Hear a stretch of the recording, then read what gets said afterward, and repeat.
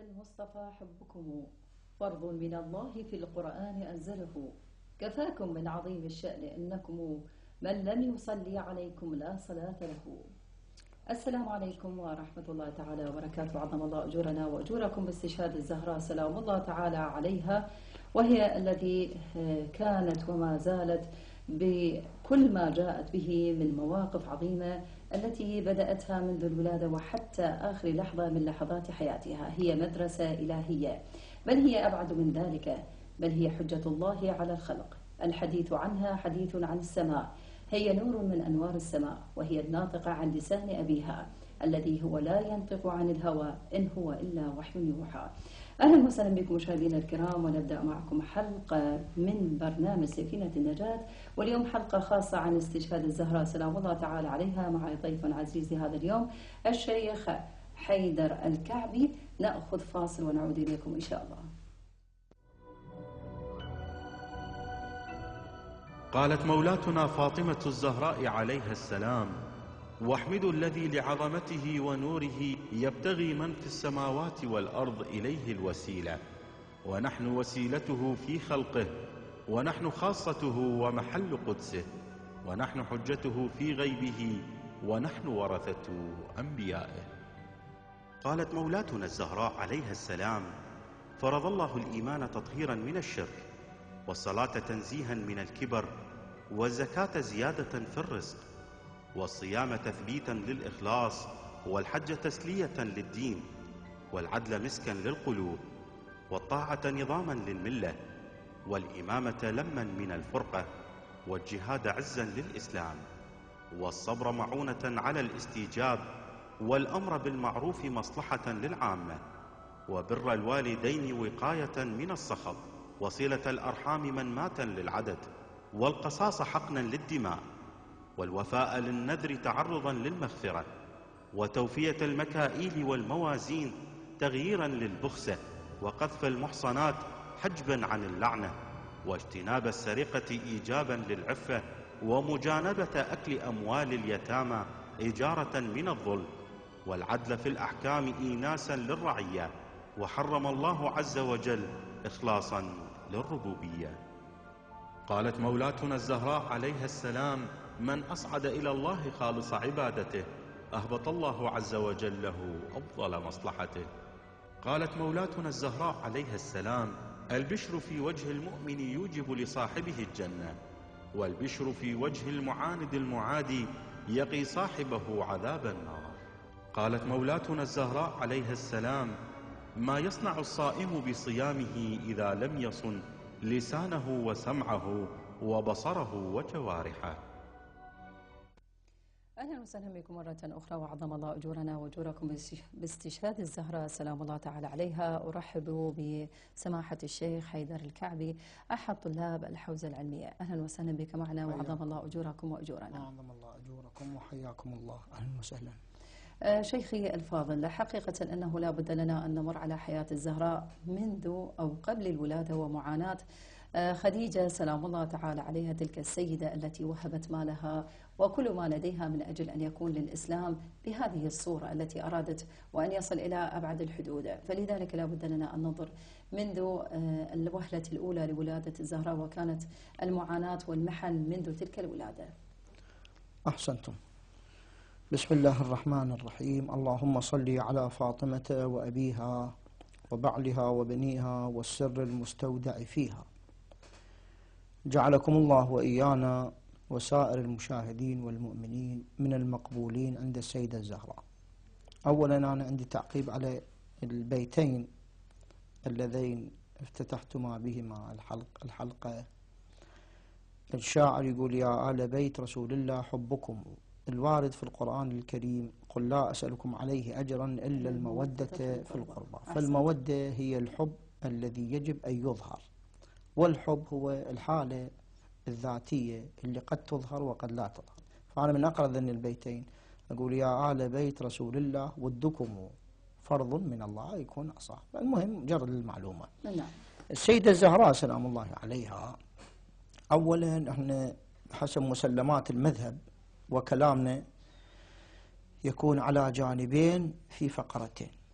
جانب في المنهج التقليدي الكلاسيكي في سرد حياة السيدة الزهراء، وجانب تحليلي. الجانب السرد التاريخي مرة نستعين بمصادرنا ووثائقنا، فيثبت أنه عندنا من المسلمات أن أهل البيت عليهم السلام والسيدة الزهراء على نحو الخصوص خلقوا، أنوارهم خلقت وكانت أنوارهم محدقة بعرش الله عز وجل وآدم بين الماء والطين، على مستوى الوجود النوري. على مستوى الوجود الفعلي، النبي صلى الله عليه وآله حينما اقترن بالسيدة خديجة رضوان الله عليها وسلام الله عليها، وجاء الأمر الإلهي بأن رسول الله صلى الله عليه وآله يعتزل خديجة 40 يوما، وهذه الأربعينيات اللي حتى في علم الأخلاق موجود ثابت حقل له أهله. بعد ذلك كانت السيدة خديجة رضوان الله عليها تحدث الجنين الذي في بطنها، وهي أيضا عالمة وفهمة، يعني مو مثل ما يتصور بأنه السيدة خديجة إنسانة اعتيادية، وإلا ما اقترنت بأفضل الخلق على الإطلاق باستثناء أمير المؤمنين سلام الله عليه. وفيما بعد لما ولدت أيضا المروي في المرويات بأن نساء مكة هجرنها أو ما شاكل ذلك. عندنا بعض الروايات تتحدث عن هذا الشيء، ولكن بحسب الذي حققناه بأن السيدة الزهراء لم تكن اليد الإلهية تريد إدخال أياد أجنبية في صناعتها. لذلك خب إذا واحد يقول نساء قريش هجرنها لأنها تزوجت محمدا الفقير صلى الله عليه وآله، زين نساء بنو هاشم وينهن؟ موجودات. لذلك لما تدخل عليها النسوة بالوجود النوري، آسيا بنت مزاحم وحواء ومريم بنت عمران وكلثم في روايات أخت موسى عليه السلام، وهن يلين من خديجة ما تلي المرأة من المرأة، والسيدة الزهراء تخرج بذاك الوجود النوري. بعدين النبي صلى الله عليه وآله يعبر عنها بأنها أم أبيها بكل ما تحمل هذه الكلمة من معاني. اليوم كل معاني الأمومة، حتى لما يتحدث القرآن عن مكة ويسميها أم القرى، ونسبة لذلك سمي النبي الخاتم صلى الله عليه وآله بالأمي، يعني احنا بحسب عقيدتنا ليس لأنه لا يقرأ ولا يكتب، وإنما نسبة لا لمثلبة، لا لمثلبة في عدم إتقان القراءة والكتابة، وإنما القراءة والكتابة يراد منها الطريقية. الآن أنا إذا هضمت كل مطالب هذا الكتاب سواء بالأسباب والمسببات، بكشف، بفيض، بأي شيء، حتى بطيف، وأتقنت ما في داخله على نحو الطريقية، أنا وصلت للمقصود. ولكن الوارد عن المعصومين، وإحنا نتقيد بما ورد عن أهل البيت عليهم السلام، لأنهم كفونا المؤونة، قالوا بأن ما يشاع بين الناس، وإحنا أيضا وحدة من ضمن فلسفة حديثنا عن السيدة الزهراء سلام الله عليها، ما ثبت نقوله ونثبته، وما لم يثبت يعني فيما هو شائع، أحيانا رب شائع لا أصل له، أيضا نذكره تأييدا أو تفنيدا مع ذكر مستنده، إلى أن السيدة الزهراء سلام الله عليها عندنا في الروايات بأنها بعد البعثة، بعد ما بعث النبي صلى الله عليه وآله ولدت، يعني وتحديدا حتى نكون دقيقين قبل هجرة النبي صلى الله عليه وآله إلى المدينة ب8 سنين. طيب سماحة الشيخ، هنالك أيضا نلاحظ أنه الزهراء عليها السلام عاشت محنة الحصار في شعب أبي طالب، وكانت هذه طبعا حانت معانا وهي في عمر 2 سنين، وشاهدت الويلات من هذا الحصار، وكانت هنالك تشاهد هذه الأم التي كانت خديجة سلام الله تعالى عليها، كانت سيدة من سيدة نساء قريش، وكانت أغنى سيدة، يعني وصلت بها إلى هذا الحال، بالإضافة إذا كانت تشاهد بعينها آلام التي كان يشاهدها رسول الله صلى الله عليه وآله وسلم. وحتى بعد أنه كان هنالك انفراج بالحصار بعد 3 سنوات، شاهدت محنة أخرى هي استشهاد أو وفاة أمها خديجة سلام الله تعالى عليها. على الرغم من ذلك وعلى هذه الآلام الكبيرة، وأنه كانت في 8 هاجرت إلى المدينة وكانت مع الفواطم وابن عمها، نقول هذا كله لم يؤثر على الزهراء، على الرغم أنه الجانب النفسي والأذية النفسية موجودة، لكن الزهراء بقت من ذلك هي منطلق لكل الميادين، سواء كانت العلمية، الأدبية، الثقافية، الدينية. أريد أيضا نتحدث عن هذا الموضوع.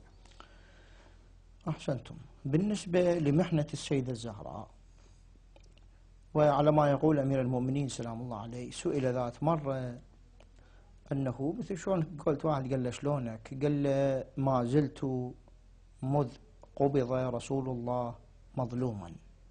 وحتى بالتفسير، تفسير الآية الكريمة نريد أن نمن على الذين استضعفوا، المستضعفون في كل العالم، أجل مصداق رقم 1 للمستضعفين هم أهل البيت عليهم السلام. نعم، هي كانت في شعب آل أبي طالب وفقدت أمها، وفي نفس العام توفيت خديجة وأبو طالب رضوان الله تعالى عليهما. وكان لما يخرج النبي صلى الله عليه وآله يبلغ ويرجع، وقد ألقوا عليه القاذورات وألقوا عليه أحشاء الجزور، وهي كانت تسليه، وفي نفس الوقت تسليه هو مو أقوى من أربط جأشا وجنانا. ولكن حتى في زيارة السيدة الزهراء، السلام عليك يا ممتحنة، امتحنك الذي خلقك قبل أن يخلقك فوجدك صابرة محتسبة. وهذا نتعرض له في ضمن مقام السيدة الزهراء، واتقصدت أقول مقام وليس مقامات، لأن احنا حديثنا من حيث الوقت لا يسع، من حيث العنوان قد يتقاطع. إذا أجينا نبحث عن السيدة الزهراء قرآنا، يعني قرآنيا وحديثيا في أحاديث النبي والعترة، هذا كله يتضح خلاف ما أنه يقال أنه اليوم يروج أن نريد نتحدث مع امرأة، سواء كانت سواء كانت زوجة، سواء كانت بنت، أول ما يشار للسيدة الزهراء يعترض يعني بأنها معصومة. البعض بدأ بتسهيل مقامات السيدة الزهراء، تسهيل يعني مو التبسيط، مرة إنسان يسهل يبسط العبارة، ومرة بأنه تهوين، يقول لك هي امرأة اعتيادية. ولكن التربية الصحيحة نعم هي أكو أشياء تلعب دور، يعني حتى من حيث الغذاء، لأن اليوم لما النبي صلى الله عليه وآله يعتزل خديجة بأمر من الله، ومن ثم يعطى تفاحة من الجنة، ووحدة من ضمن أسباب أنه كان يشمها كما في الرواية عن عائشة زوج الرسول، كان يشمها ويقبل ما بين عينيها، فتسأله من أحب أعز الخلق إليك؟ قال أعز الخلق علي فاطمة، وهي سيدة نساء أهل الجنة. الرواية موجودة في مسند أحمد بن حنبل.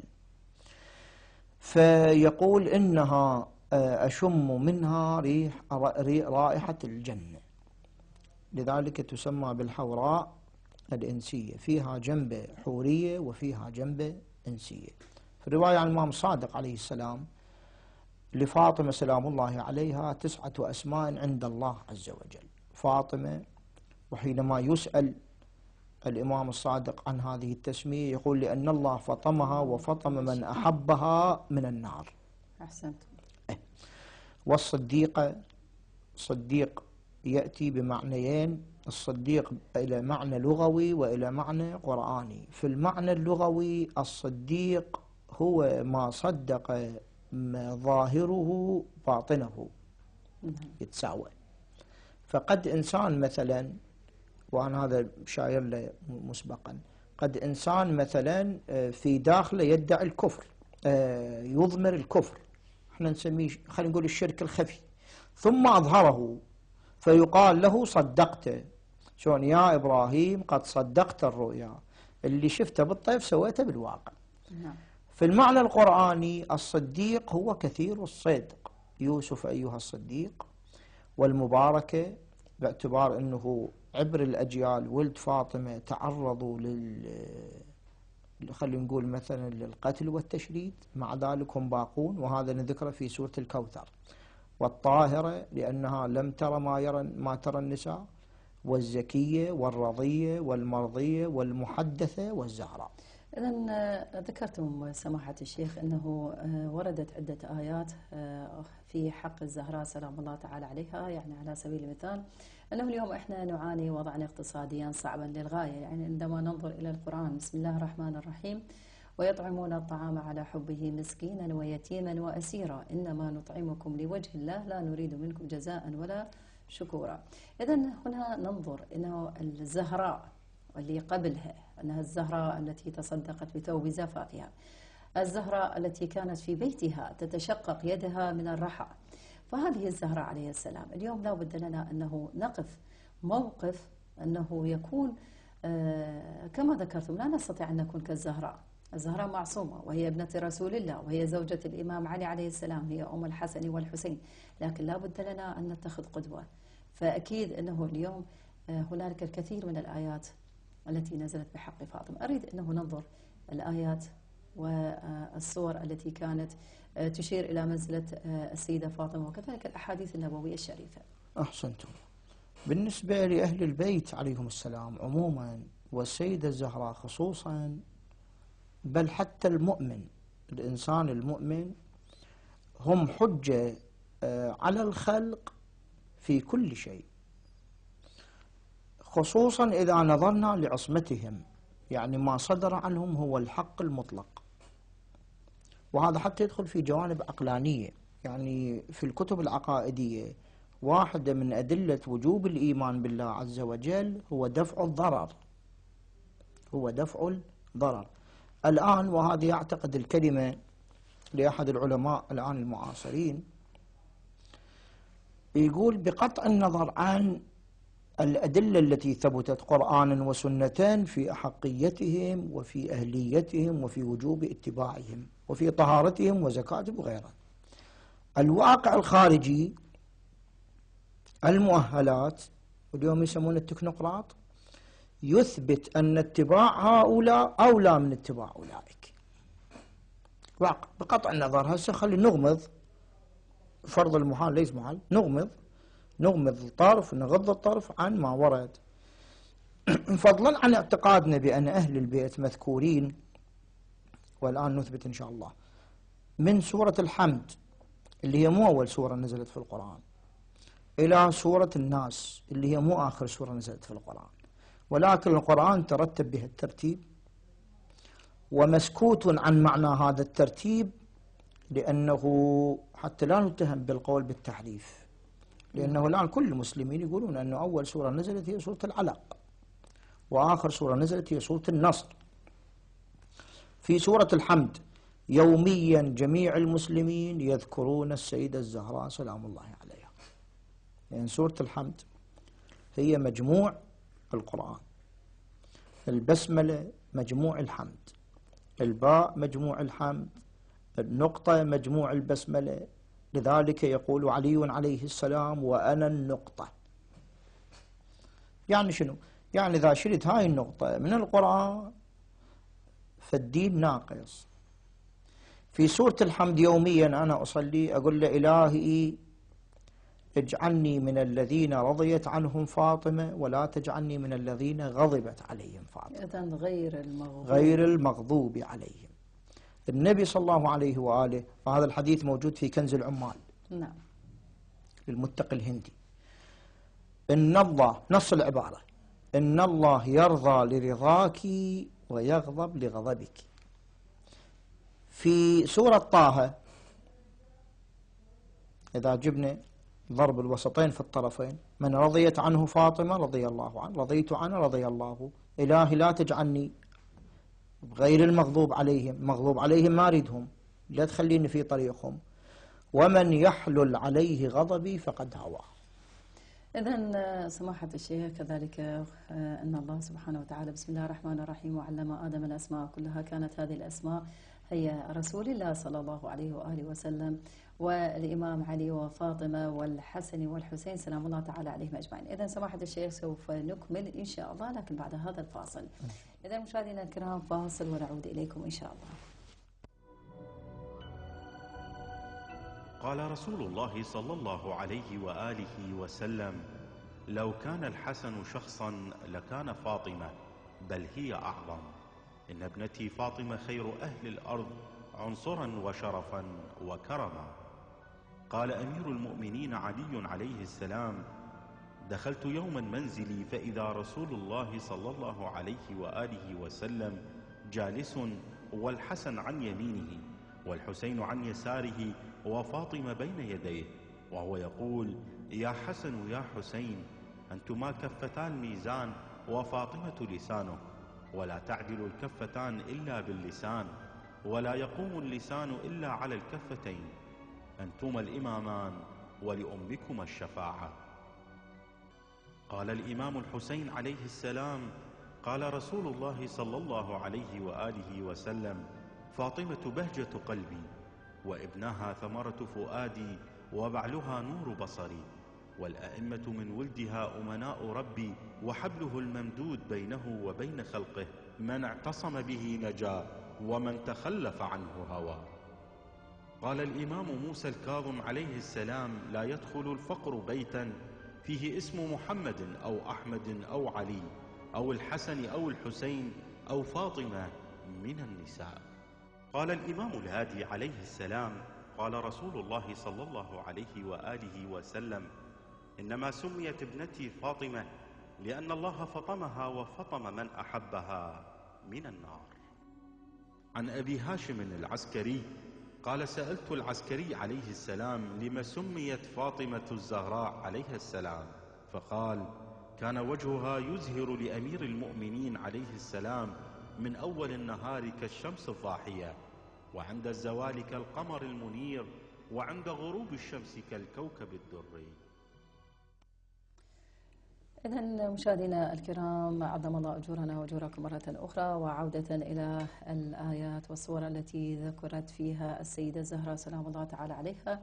هنالك سماحة الشيخ أيضا كان رسول الله صلى الله عليه وآله وسلم كان دائما يقف على بيت فاطمة ويذكر ويقول في آية التطهير: بسم الله الرحمن الرحيم، إنما يريد الله ليذهب عنكم الرجس أهل البيت ويطهركم تطهيرا.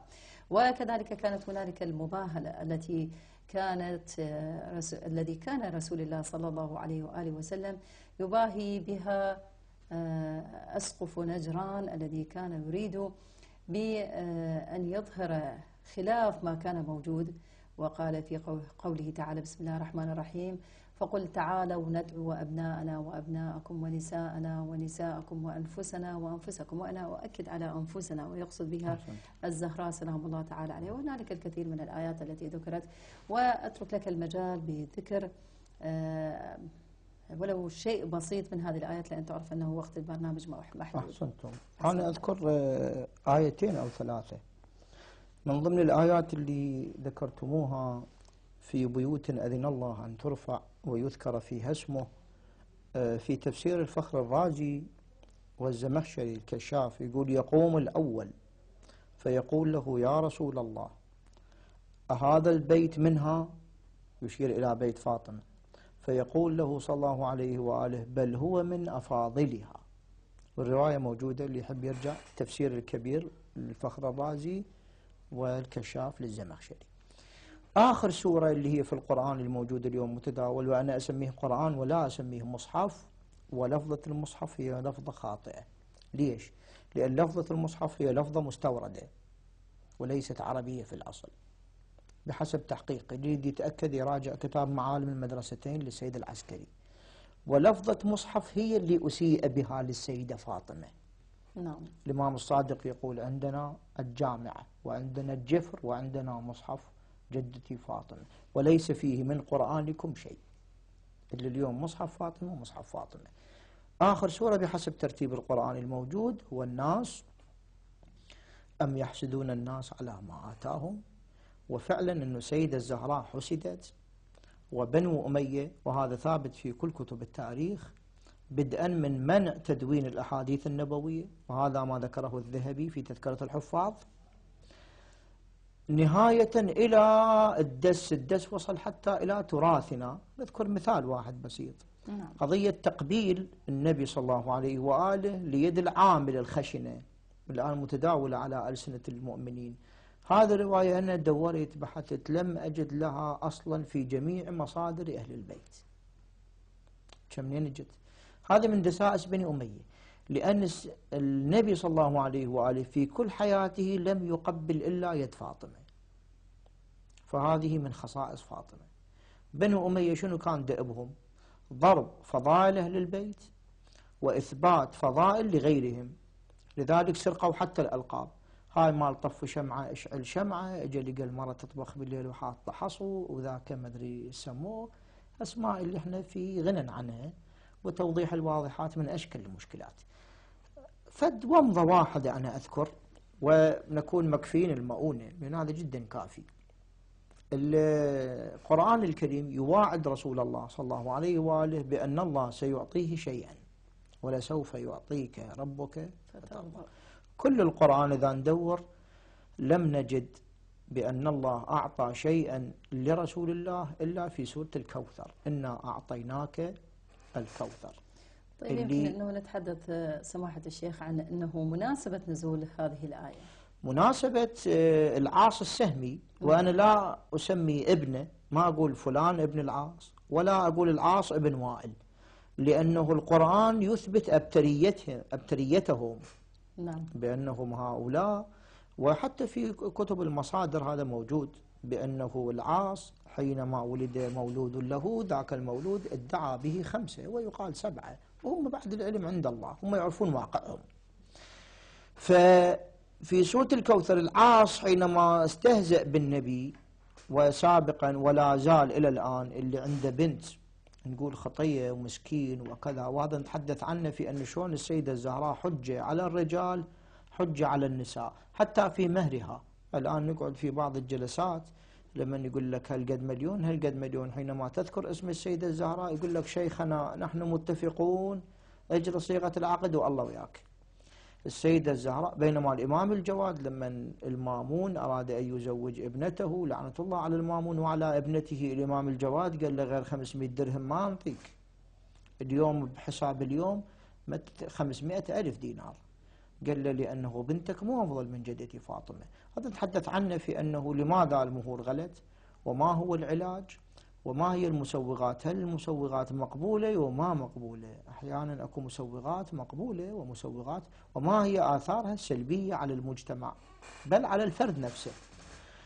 فلما بدأ يعير النبي بأنه أبتر ولا عقب له، وهذا الشاعر العربي اللي يقول بنونا بنو أولادنا وبناتنا بنوهن أبناء الرجال الأباعد. هذا ابن البنت، هذا مو ابني، ما يمثل. والدليل على هذا كانوا فيما مضى لا يورثون البنات ولا البنات إلى الآن. نعم. إلى الآن لا يورثون، تموت هي ببيت رجلها ورث ما إلها. وهذا من ضمن المشكلات اليوم اللي ممكن إنسان المؤمن الضر في دينه، لأنه الظلم يقول علي عليه السلام لأن أبيت على حسك السعدان مسهدا وأجر بالأصفاد مصفدا، أحب عندي من أن ألقى الله ورسوله وأنا ظالم. وفي تكملة الخطبة ظالم لنملة أسلبها جلب شعيرة، هذا اللي موجود. فنزل جبرائيل عليه السلام بسورة الكوثر.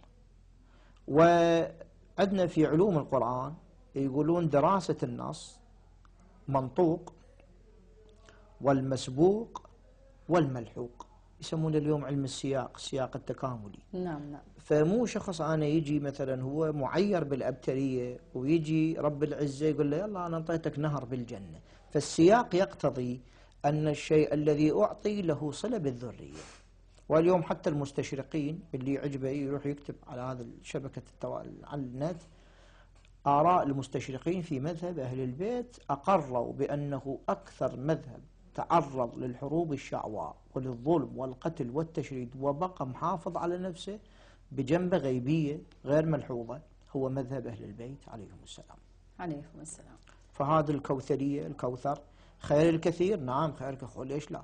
حتى في بعض تفاسيرنا هذا المعنى ثبت بأنه الخير الكثير، بأنه نعم، ولكن التفسير الأول أنه السيدة الزهراء، ومن أسماء السيدة الزهراء نعم عندنا كوثر آخر أعطاه، لأن في دعاء الندبة بأن الكوثر هو حوض يذاد عنه قوم ويسقى منه قوم يوم القيامة بشربة لا ظمأ بعدها أبدا، ولا معنى من قبول المعنيين، ولكن بحسب الترتيب الأولي الكوثر هي الزهراء قبل المعنى الآخر، يعني هذا معنى متبادر أولا بدوي وذاك ثانوي. طيب سماحة الشيخ، عندما ننظر إلى الزهراء سلام الله تعالى عليها، كانت أم وكانت ربة بيت وكانت زوجة ونعم الزوجة، ومع ذلك كانت لها القابلية والقدرة على العلم والتعلم وتعليم أبنائه. وإحنا اليوم بأمس الحاجة، يعني أنه رسول الله صلى الله عليه وآله وسلم قال اطلب العلم من المهدي إلى اللحد. ولو مع الأسف إحنا مجتمعاتنا عندما نشاهد رجل كبير بالسن أو امرأة كبيرة بالسن، يعني هذه العبارة بالضبط راح ننطقها مثل ما ينطقوا، يقولون حق الشاب والدول الكتاب. لكن نشاهد أنه أهل البيت سلام الله تعالى عليهم أجمعين كانوا يهتمون بالعلم والتعلم ومحاولة وصول هذا العلم إلى أكبر عدد من الناس. أريد أنه نتعرف عن أنه الزهراء كان لها دور كبير جدا في هذا الموضوع. أحسنتم. السيدة الزهراء سلام الله عليها قبل وفاة رسول الله كانت تعطي دروس ومحاضرات في بيتها، وحتى هذه السائلة اللي اجت سألتها يقول سألت فأجابت فاطمة عليه السلام، ثم ثنت فأجابت، ثم ثلثت، إلى أن أسألتها 10 أسئلة. نعم. فقالت لها أنا أجهدتك. السيدة الزهراء قالت لها أنا ناظرة لثواب الله. الآن إذا شخص يعطونه حمل يحمله وانطوه أجرة مضاعفة، فالأجرة المضاعفة عظم ثواب الآخرة ينسي مرارة الدنيا، ينسيه. وذيك اللي تجي تسألها تقول لها هل زوجي من شيعتكم ومحبيكم؟ قالت لها قولي له إن عمل بما قلنا فهو من شيعتنا وإلا فلا.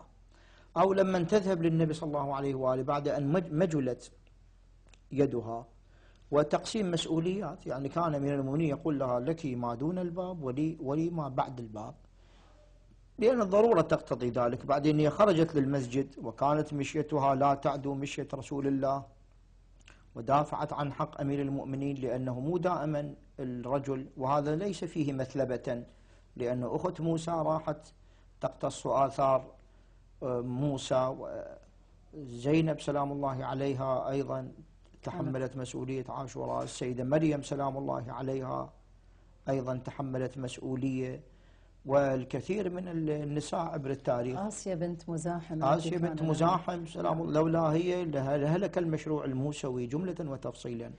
فحينما تذهب للنبي صلى الله عليه وآله وتطلب منه خادمة، يقول لها بني فاطمة خادمة أو أعلمك؟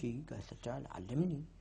في حينها يكون نصين، نص أنه جاء إلى بيتها وعلمها تسبيح الزهراء اللي هو يقولون أفضل عند الله من 1000 ركعة مستحبة، تكبير 34 الله أكبر، و33 الحمد لله، و33 سبحان الله، ومرة واحدة لا إله إلا الله، وفي رواية 10 مرات لا إله إلا الله. وفي خبر آخر أنه علمها قال بني فاطمة اكتبي من كان يؤمن بالله واليوم الآخر فلا يؤذي جاره، من كان يؤمن بالله واليوم الآخر فليكرم ضيفه، من كان يؤمن بالله واليوم الآخر فليقل خيرا أو ليسكت. وحتى قرأت في نص أن السيدة الزهراء ذات يوم تفتش عن بعض الأوراق اللي بها أحاديث عن النبي صلى الله عليه وآله، فسألتها أم أيمن أو أم سلمة قالت عما تفتشين؟ قالت أبحث عن أوراق هي أهم عندي فيها حديث أبي رسول الله، هي أهم عندي من حسن وحسين. لذلك اليوم تقسيم المسؤولية، السيدة الزهراء سلام الله عليها بدءا من زواجها مهرها، وبدأت تقنن، لأن حتى عندنا في الفقه أن سكوت البكر إمضاؤها أو إقرارها، إذا دل ذلك عليه. أحيانا قد السكوت يدل على المنع، بس بحسب البدو الأولي أن السكوت إقرار. ومن ثم شؤونات المنزل، ويقول كانت تخبز وكانت تكنس وكانت تطبخ وكانت ترعى الحسنين، في نفس الوقت هي عندها مسؤوليات دينية وتحملت أعباء. حتى في بعض الأحايين يصار إلى بيان رأي الزهراء ليس لعدم علم الأمير، يعني مثلا يجي أمير المؤمنين يسألها سأل أبوك في المسجد ما خير شيء للمرأة، وتقول له لا ترى رجلا ولا رجل يراها، ويروح يبلغ يقول فداها أبوها أمير المؤمنين قادر، وكم من سائل عن أمره وهو عالم، ولكن أهل البيت أو حينما قلتم جنابكم يجي يطرق الباب ويستأذن 6 أشهر، والرواية موجودة في كل كتب المسلمين حتى لا يجي، لأنه في أقل التقادير يقولون أن يوم من الأيام الرجل الثاني اللي حكم بعد وفاة رسول الله تسور جدار ودخل إلى بيت رجل سكران يغني أجلكم الله، فقال له بما تعبيرنا ألقيت القبض عليك لزمتك. قال ذاك الرجل أشكل عليه، قال له أولا تسورت الجدار، وقبل لا تتسور تجسست، 3 دخلت ما سلمت. يقولون فلما نواجه بهذه الإشكالات ال3 أو ال4 تركه بعد، لأنه صار حجة المتهم أكثر من حجة من يريد يحاسب. نعم. فأنا من أجي حاسب كون يدي بيضاء للناظرين. يا أيها الذين آمنوا لا تدخلوا بيوتا حتى تستأنسوا، وهو هم ما سلم وتسور الجدار وتجسس. احنا عندنا من رأى فاحشة ففشاها كان كمن أتاها، حتى هذا هو الله عز وجل. لذلك الغيبة أنا عندي عيب موجود فعلا ولكن لا يعلمه الآخرون، أنت جيت تفشي غيبة، والغيبة بحسب حديث رسول الله صلى الله عليه وآله أشد من 36 زنية.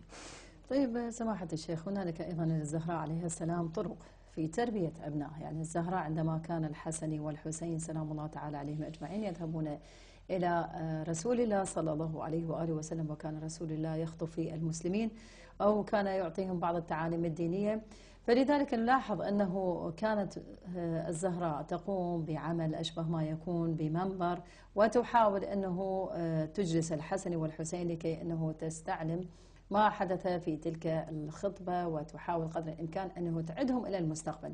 هذا نوع من التربية الجيدة الرائعة التي كانت الزهراء تحاول أنه تغذيها إلى أبنائها. اليوم إحنا بأمس الحاجة إلى هذه التربية وبهذه الطريقة من أجل أن نحافظ على أبنائنا، وخصوصا هنالك هجمة شرسة وكبيرة جدا على الجيل القادم، وخصوصا إحنا اليوم ننظر للمستقبل من خلال هؤلاء. أحسنتم. بالنسبة للتربية البيتية اليوم أولياء الأمور احنا تحدثنا في بعض الأمور، إما أنه الإنسان وحدة من ضمن تكاليفه أن في أيام وفيات المعصومين ولادات المعصومين يروح يقرأ عن حياتهم. الآن هذا خو اليوتيوب موجود، يقدر هم إذا هو متعاجز يسمع له محاضرة أو درس أو أي شيء، إذا ما كان عنده يعني فدواهس يقرأ كتاب. أفضل طريقة لتربية الأبناء اتبعتها السيدة الزهراء والإسلام يوصي بها هي أسلوب المحاكاة. حتى عندنا الآن في وزارة التربية عندنا مادة يسمونها طرائق التدريس، يعني الطفل هذا اللي هو كالعجينة ممكن أن يلقى فيه ما تشاء ويأخذ ويتأثر، وإذا تأثر في سلوك شخص سواء كان هذا الشخص قدوة سلبية يعني قدوة متسافلة أو كان مثل أعلى. الآن إحنا ليش مثلا نريد نتخلق بأخلاق الله؟ أخلاق الله جيدة. مرة السيدة الزهراء تصلي وتدعو لجيرانها قبل أن تدعو لنفسها. إحنا اليوم تقعد الأماية فلانة هيجي فلانة كذا فلانة كذا أمام الأطفال، أو تشغل التلفزيون وغيره وتعرف يعني، فالطفل يراقب يحاول يقلد السلوكيات اللفظة الكذا، حتى الألفاظ يتلفظ بها الأبوين داخل البيت الأطفال يأخذوها وممكن يصدروها حتى للخارج أو بالعكس. ومرة السيدة الزهراء تعطي الأقراص فالحسنان عليهم السلام وفضة كذلك خادمتهم أيضا تقلدهم وإلى آخره. فهذا وأفضل طريقة للتربية هي احتواء الطفل، امتصاص بعض عدم وجود خدش أو شرخ في شخصيته، ومحاولة احتواء 100% حتى لا يبحث عن قدوة خارجية. الشكر الجزيل لك سماحة الشيخ حيدر الكعبي على كل ما قدمتموه. حياكم الله وبياكم، وإن كان لم نكمل ولكن تعذرنا السيدة الزهراء عن التقصير إن شاء الله. شكرا جزيلا. إذا مشاهدينا الكرام لابد لنا أن نسجل موقف في ولادة واستشهاد الزهراء عليها السلام، وكذلك في كل ولادات واستشهاد أهل البيت سلام الله تعالى عليهم، من خلال الأمر بالمعروف والنهي عن المنكر كما قال الإمام زين العابدين سلام الله تعالى عليه: كونوا زينا لنا ولا تكونوا شينا علينا. عظم الله أجورنا وأجوركم مرة أخرى. نستودعكم الله في أمان الله وحفظه.